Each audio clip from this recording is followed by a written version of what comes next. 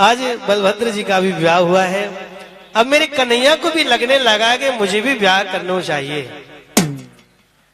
पर मेरे कन्हैया तो न्यारे हैं, कन्हैया की लीला भी न्यारी है। और इधर रुक्मक नाम के राजा हैं, इनकी पुत्री रुक्मी है जो भगवान कृष्ण से प्रेम करती है।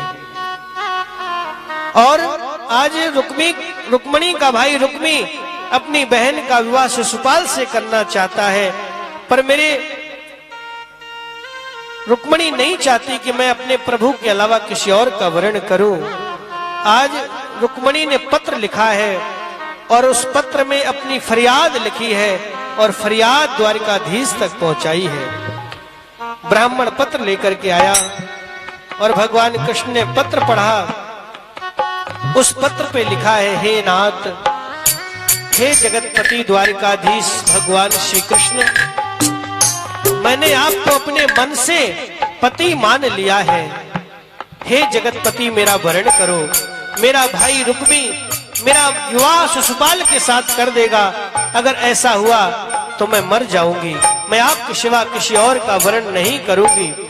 और फला दिन मैं गौरा पूजन के लिए गौरा मंदिर में जाऊंगी। इस घड़ी में इस दिन विवाह की तिथि नियुक्त की गई है।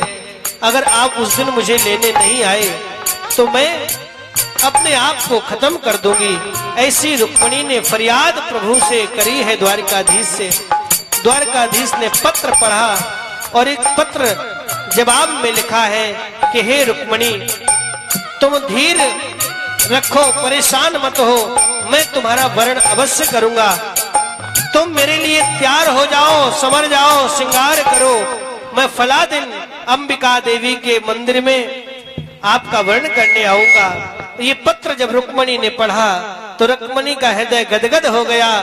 जो विवाह के नाम से रो रही थी, जबरदस्ती जिसका विवाह हो रहा था, कोई श्रृंगार करने को तैयार नहीं थी, जब पत्र पढ़ लिया द्वारकाधीश भगवान कृष्ण का कि प्रभु मुझे वर्ण करेंगे, प्रभु मुझसे विवाह करेंगे, तो रुक्मणी मैया विवाह के लिए तैयार होने लगी हैं। और इधर मेरे द्वारकाधीश रुक्मणी मैया को लेने के लिए तैयार हो गए हैं। और आज सखियों को बुलाया कि मुझे सुंदर सजा दो, मेरे हाथ में मेहंदी लगा दो और मुझे दुल्हन का जोड़ा पहना दो।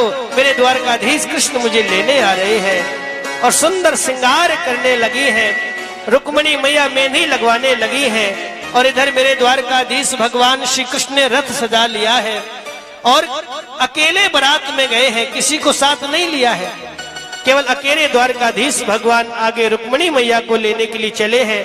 इधर रुक्मणी मैया श्रृंगार करने के लिए सखियों के बीच में बैठ गई हैं और दोनों हाथों में मेहंदी लगवाने लगी हैं।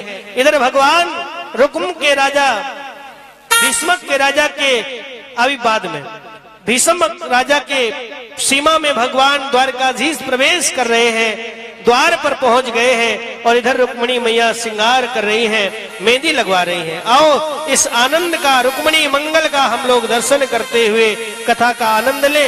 इसी कथा में भगवान श्री द्वारकाधीश और मैया रुक्मणी के विवाह का आनंद ले। बोलो रुक्मणी मैया की जय।